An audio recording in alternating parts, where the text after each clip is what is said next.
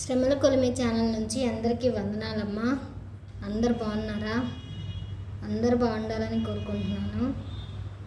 మనము ఈరోజు ప్రార్థనాంశం వచ్చి ఒప్పుకోలు అంటే మనము దేవుడి దగ్గర మన పాపాలన్నీ ఒప్పుకొని, మన తప్పులు ఎవరి మీదైనా ద్వేషం ఉంటే, పగ ఉంటే వాటిని క్షమిస్తున్నామని, ఆ ద్వేషాలని వదిలేస్తున్నామని, ఆ పగల్ని తీసేస్తున్నామని ఒప్పుకొని దేవుణ్ణి ఆ ఒప్పుకోలు చేసుకున్నందుకు మనము దేవుళ్ళో ఉండడానికి సహాయం చేయమని అడుగుదాం.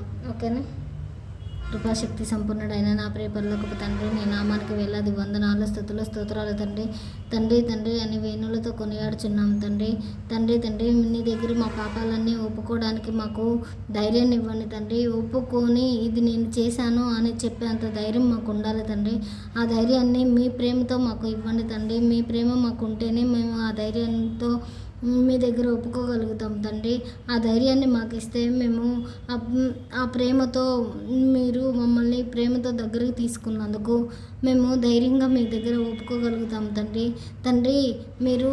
మేము ప్రతి పాపాన్ని ఒప్పుకుంటే కొట్టివేస్తారు తండ్రి. అదే మనుషుల ముందు మేము ఒప్పుకుంటే అది గేలి చేస్తారు తండ్రి. మీరు పరమ వైద్యులు, పరమ తండ్రి.